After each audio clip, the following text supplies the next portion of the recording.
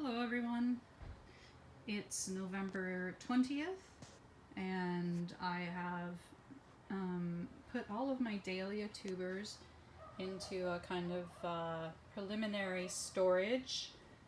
It's in order to let them cure. So basically what happens in this stage is after I've cut them up, I've put them in just a plant pot. I've covered them up with wood chips. You can see here, just bedding for little pets and animals. And I've put them in this pot, and they've been in here for I'd say 3 to 4 weeks probably.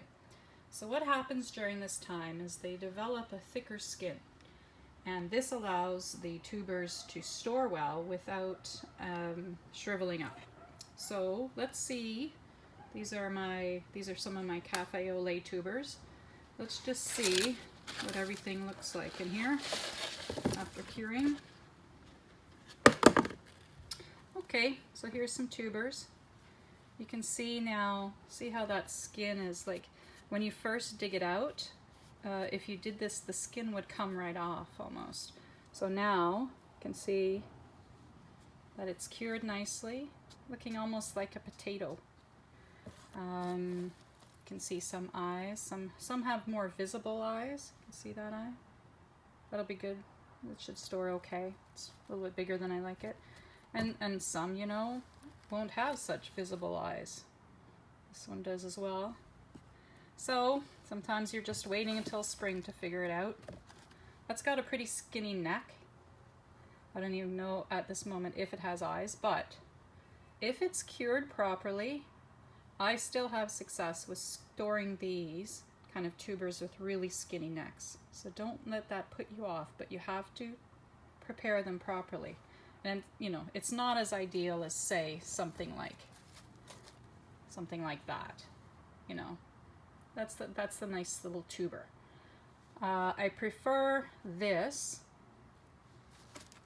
to, say, this, which is much larger. I prefer the smaller tubers. They'll both grow. There's nothing wrong with it. For storage, it's just easier to store smaller tubers than larger ones. And sometimes the bigger ones, you know, what you can actually do is, this one isn't too substantial, but for most of them, if they're too big, I just cut them off. I cut them off, say, around there. And they'll store fine. That cut will heal over during the curing process, and it'll be fine. So then my next step, I've bought a new gadget. This I'm only going to use for tubers that I have a lot of. So you can see it has a bunch of kind of letters that you can twirl the dials, and you can stamp out what you want. And in this case, I'm going to be stamping out Cafe au lait. Gonna make sure it's backwards. The ink is like a waterproof ink. Archival, acid-free, permanent, waterproof. I am still not going to rely on this. This is just a test for this year. I just want to see what it's going to look like, how it's going to work. I'm going to try to stamp a tuber with this while I'm holding the camera. So please be patient with me. I don't know how this is going to work. So let me select a tuber here. Say this one that's got a nice flat stretch. Let me ink up my stamp. And if this tuber doesn't move, we should be able to get a good clear stamp on it.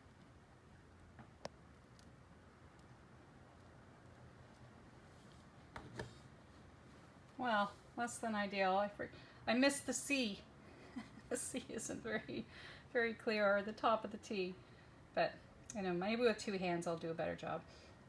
So we'll see how that goes. And I'm only going to do it for tubers that I have a lot of, because, you know, spinning around all those little things for every name is not going to be a lot of fun. So we'll see how that goes. So for the Cafe au lait, I know I have a lot of tubers. So what I usually do is I store them in these bins.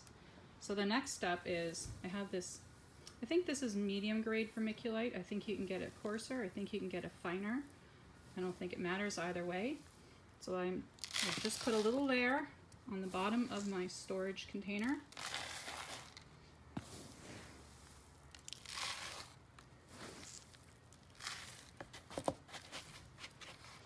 There we go. And I'm just going to lay them all out into the bin. They'll all get labeled obviously beforehand, and additional labels will go in and they will go on outside of the bin. But I just stack them like this. I would then cover this first layer with another layer and then stack more on top of that. Try and keep them spaced so that they're not touching. But if you've cured properly, it's not going to be a problem anyways. So that's what I do with that. And then, you know, just put the lid on and I put it into my storage location for the winter. So thank you everyone. Take care.